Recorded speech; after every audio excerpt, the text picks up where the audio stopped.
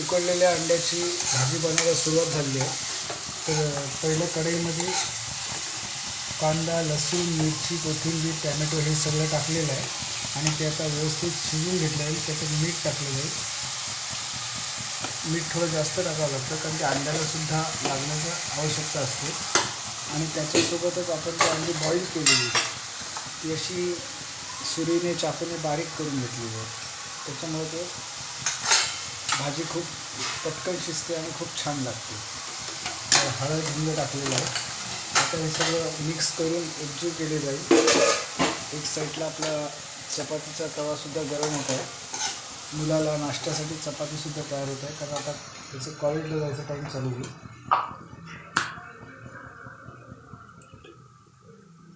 तर दोन्ही साईडला थोडासा मसाला टाकलेला आहे. ॲक्च्युली मिरची आहेच पण थोडासा मसाला टाकल्यामुळे भाजीला छानपणा तिखटपणा येतो. त्याच्यासाठी मसालासुद्धा टाकलेला आहे. आता हे व्यवस्थित ढवळून एकजीव केली जाईल. कांद्याला थोडासा लालसर कलर आला त्याच्यामध्ये उकडलेली अंडी जी आपण बारीक केलेली आहे ती टाकली जाते.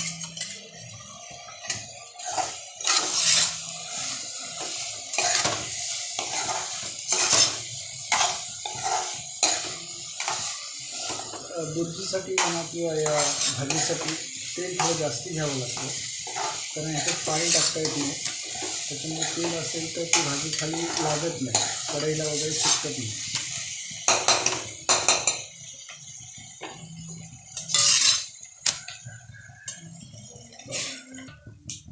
अरे तर आपण पाहू शकता की भाजीमध्ये आपण बारीक केलेली अंडी टाकलेली आहे आणि ती अंडी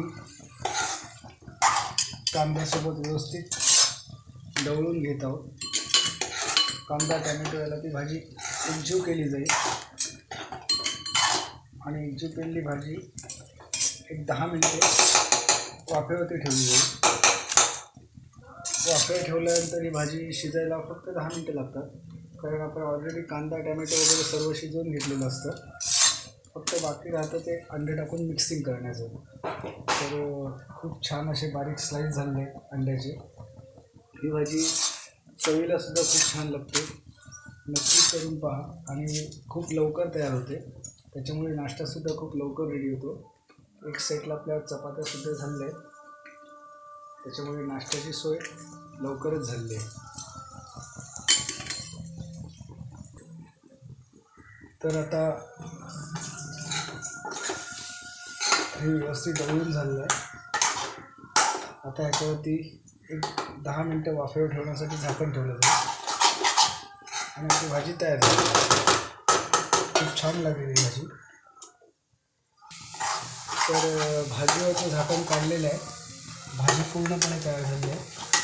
आता ती नाश्त्यासाठी सर्व केली जाईल. गॅस बंद केलेला आहे.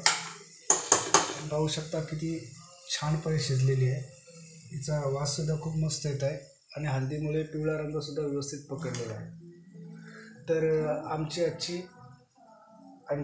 उकडलेल्या अंड्याची भाजी हा रेसिपी कशी वाटली ते आम्हाला नक्की कमेंट करून कळवा. बनवून खाऊ आणि तुम्हीसुद्धा जर कोणी बनवली नसेल तर नक्की बनवा आणि ट्राय करा आणि आम्हाला कळवा. सुप्रभात.